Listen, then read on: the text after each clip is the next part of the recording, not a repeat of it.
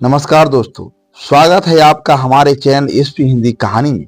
दोस्तों, महाभारत में यह संवाद उस समय का है जब महाभारत युद्ध प्रारंभ होने वाला था।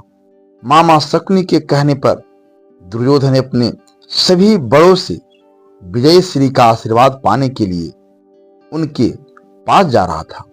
जब दुर्योधन विजय श्री का आशीर्वाद पाने की इच्छा से माता कुंती के पास पहुंचा तो माता कुंती एक कोने में बैठी महाभारत युद्ध के बारे में विचार कर रही थी। तभी उनके कानों में एक परिचित ध्वनि आई, प्रणाम छोटी मां। माता कुंती ने तक देखा तो दुर्योधन हाथ जोड़े खड़ा था। कुंती ने कहा, आयुष्मान भव पुत्र। यह सुनकर दुर्योधन बोला, यह क्या छोटी मां, मैं तो आपसे विजय का आशीर्वाद लेने आया था। तब कुंती मुस्कुराते हुए बोली, क्या यह आशीर्वाद तुमने अपनी माता से लिया है पुत्र?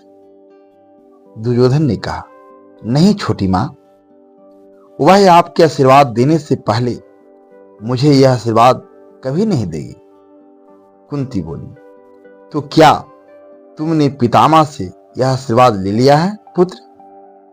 दुर्योधन ने कहा, वो तो मेरी सेना के प्रधान सेनापति हैं छोटी मां, मैं इसी को उनका आशीर्वाद समझता हूं। कुंती ने पूछा, तो पुत्र आचार्य द्रोण और कुल गुरु कृपाचार्य ने तुम्हें यह आशीर्वाद दे दिया है? दुर्योधन ने कहा, वे दोनों भी मेरी सेना के सेनापति में से ही हैं। तब कुंती ने पूछा, और विदुर से पुत्र?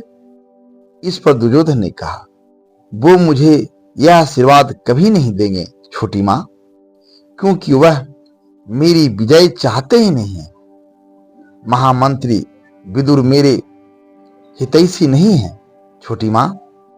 क्या आप भी मुझे काका विदुर की भांति विजय श्री का आशीर्वाद नहीं देगी? तब माता कुंती कहती है, पुत्र विदुर को तुमसे कोई व्यक्तिगत आपत्ति नहीं है, लेकिन हां, यदि तुम हस्तिनापुर के विरोधी हो तो फिर वह तुम्हारा साथ कभी नहीं देने वाले, क्योंकि उन्होंने अपना संपूर्ण जीवन हस्तिनापुर की सेवा में ही लगाया है। वे हस्तिनापुर के हितैषी हैं पुत्र, और तुम्हारे भी हितैषी हैं पुत्र।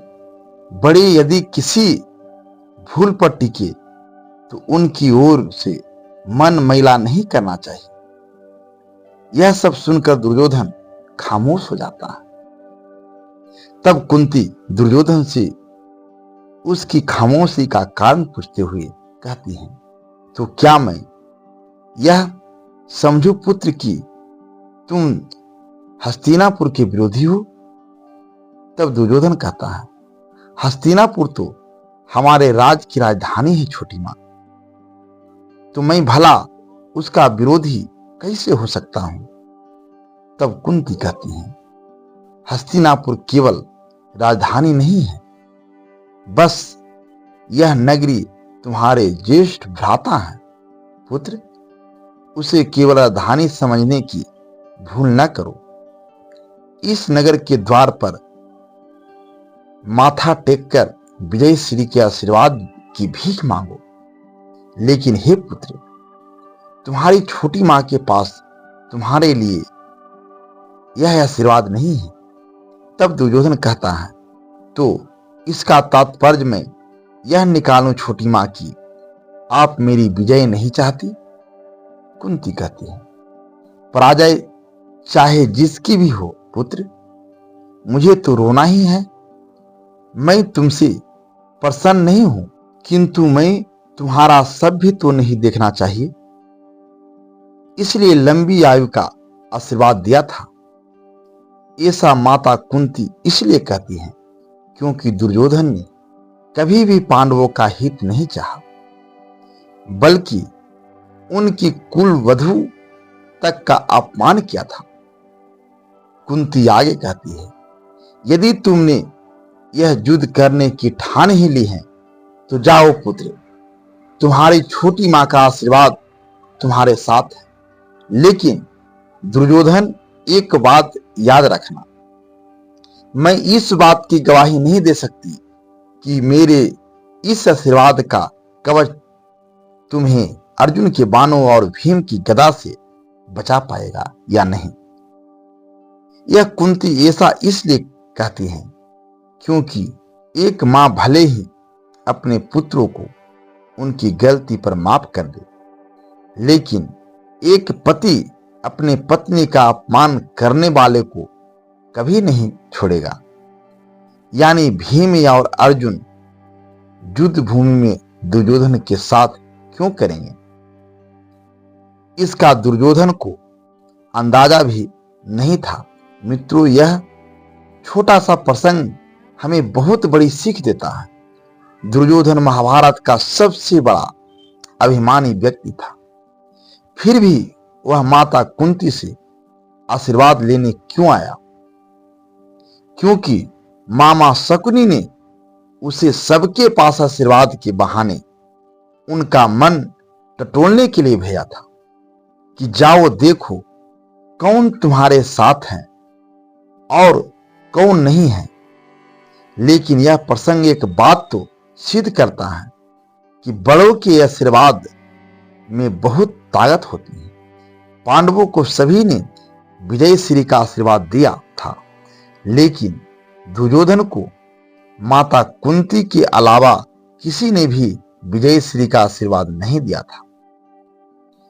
यह कुंती का बड़पन था, लेकिन आशीर्वाद फलीभूत होगा या नहीं, यह आपके कर्मों पर ही निर्भर करता है।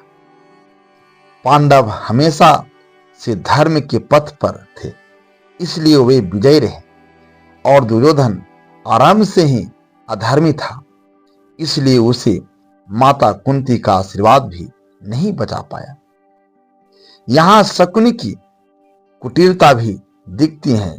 उसने जानबूझकर दुर्योधन को उसके संगी संबंधियों के पास भेजा ताकि उसके मन में घृणा और बढ़ जाए और वह युद्ध में उन पर बिल्कुल भी दया ना दिखाए, ताकि हस्तिनापुर का विनाश हो सके, जो उसका परम उद्देश्य था।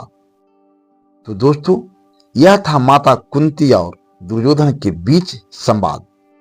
उम्मीद है आपको यह संवाद पसंद आया होगा।